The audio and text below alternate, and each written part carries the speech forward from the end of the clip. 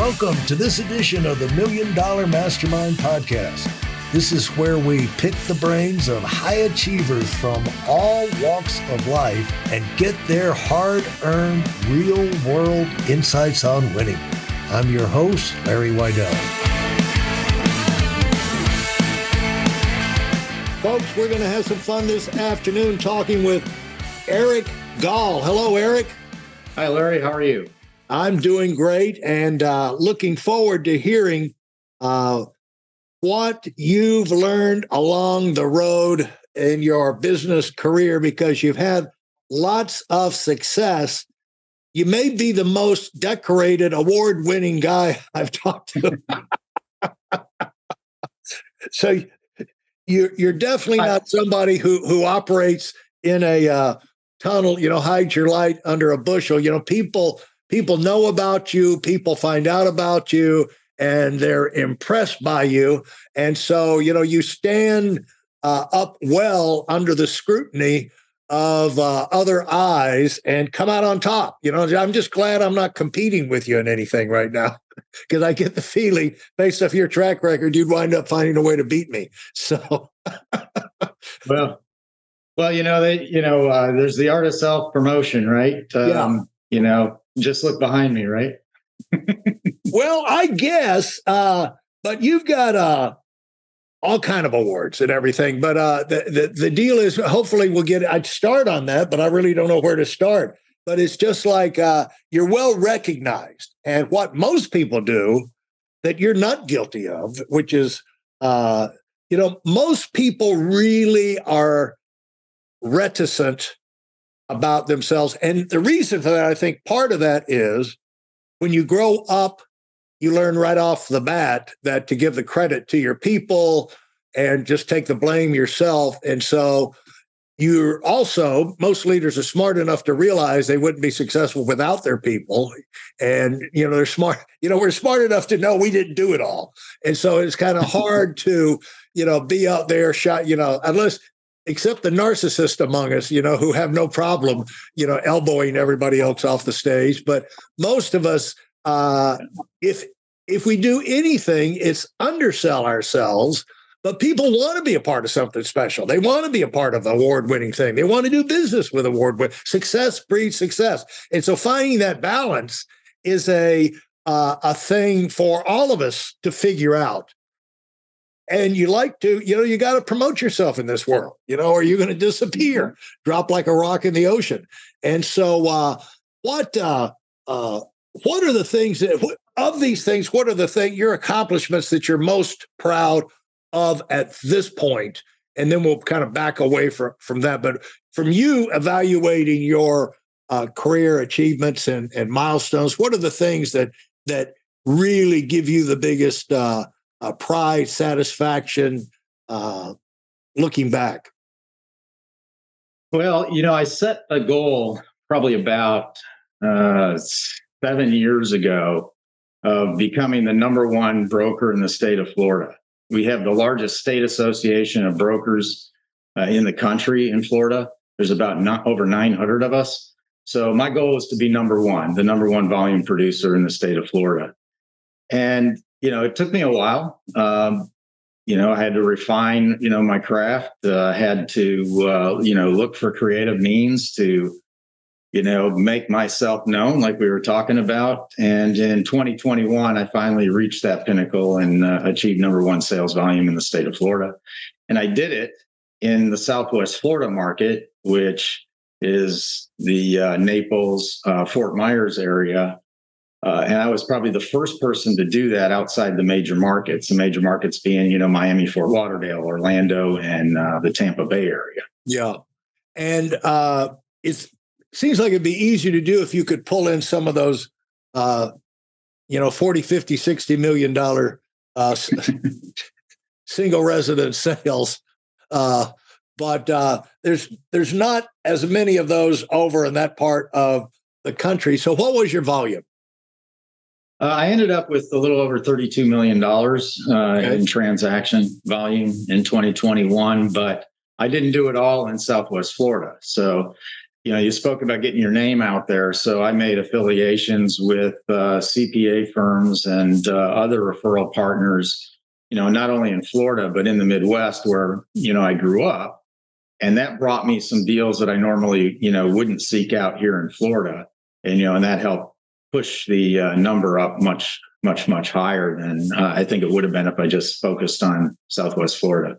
And so where were you at that? How did you get to the point where you said, okay, I'm going to make a run for the top? And what I was getting ready to talk about was for framework or perspective, usually we get in a business, we go through a phase where we get competent, we proved ourselves, hey, I can do this.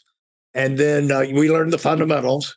And then maybe we get a little bit of team or a network we build around that helps support us, some support people, sometimes working for us, sometimes just a network of friends and advisors and all. But we put that in place and we get, kind of team that will allow us to expand and multiply. But then you start looking at number one, like, how can I go to number one? And you start to get feisty, you start to get competitive. And so how did you reach that point in your career? What was the ramp up to that? Well, I really started business sales in 2009 in the state of Florida. Before that, I ran kind of a little investment group, small private equity group, where we purchased and sold some businesses on our own. And after that, I wanted to stay in Florida, and my wife wanted to stay in Florida. So we set down roots here, and I needed something to do. So I hooked up with a small firm up in Orlando. It was actually, there was roughly 30 brokers in the firm, so it wasn't really small, but they were more focused on the Main Street business sales. So they were selling a lot of small restaurants, hair salons, maybe some larger service companies, service-related companies like HVAC companies and the like, but mostly Main Street mom and pop stuff. So, that's where I, kind of learned the craft, developed my skill set. But I had, that itch to get back to doing a little bit bigger deals, like the ones that I was doing in our investment group and like ones that I actually did with Ford Motor Company prior to even starting that investment group. So in 2014, I decided that I needed to take a different direction so I could move into the little bit of the lower middle market type deals, those, $3, $4, $5, $10, $15, $20 million deals. So what I did is I started my own firm. I had a partner who wanted to join me. He since left. His deal volume wasn't, in the same level as mine. So, he was a little bit uncomfortable and we parted ways amicably. But the genesis of it all was the fact that I could rebrand under my own brand and go from being kind of that Main Street type broker to someone who was focused on talking to those lower middle market guys. And, it worked very well. And, obviously, and, it allowed me, in the door of those folks who were, selling the businesses that were doing like $1 million EBITDA plus. I'm sure this is under what the total is, but we see that you sold over $250 million worth of businesses and various things. But from that, you get a real perspective on the marketplace and the people that are in the buy-in business, and you get instincts for where the profitability is, and did that help inform your decision about where to go, and or was it something else? Well, it has a lot to do with it, because when you look at a small Main Street deal, you're usually working with unsophisticated buyers and unsophisticated sellers who are probably going through this process for the first time. Yeah.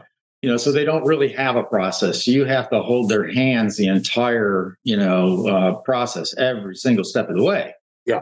Whereas if you go into the lower middle market businesses, they have their teams of advisors, both on the buy side and the sell side. So, you're working with their CPA, their attorney, maybe even their financial planner, their CFO. So they've got folks who can step in and, work the deal with you.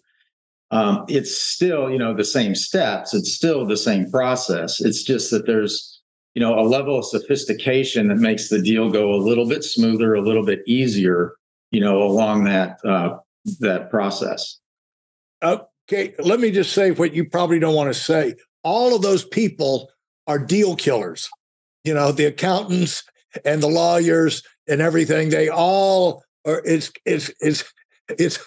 a lot. A lot of them are like the journalists trying to make, Woodward and Bernstein at the Washington Post. They're looking for a story to make their careers. And a lot of times people are looking for things to establish, the professional level, God bless them. But so much of that, they're headhunters in the sense that they want to establish that, thank goodness you had me involved, because otherwise you wouldn't have found this. And you could have, really got yourself into a mess.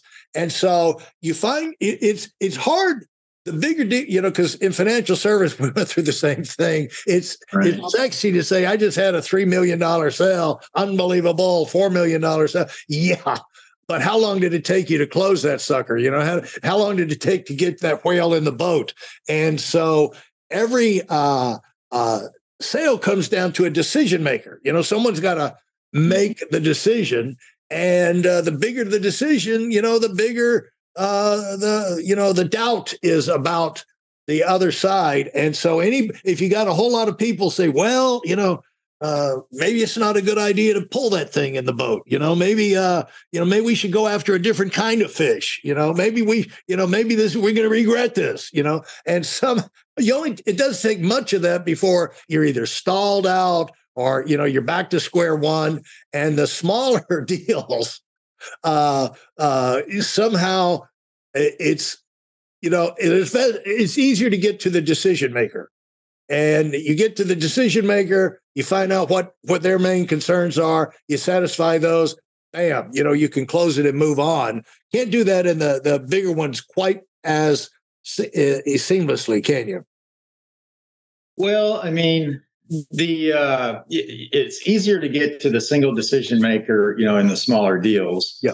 And yes, you have a large number of decision makers in the larger deals. And certainly I've come across, I'll call it the hero CPA or the hero attorney, who jumps in and, pounds their chest and says, this isn't a good deal, and usually you find, that, whatever their hiccups are usually easy to overcome. It's just a matter of, communication between buyer, seller, to straighten it all out, or provide adequate protection for the buyer, if it's their side, balking at the deal, or adequate protection for the seller if it's their side. Yeah. Communication solves so many problems. And I've found that if you open those lines of communication early, generally you get around that hero CPA, that hero, attorney, and, you can get the deal done. But so much does come up. So much of business comes down to rubber meeting the road. You got to sell something, folks.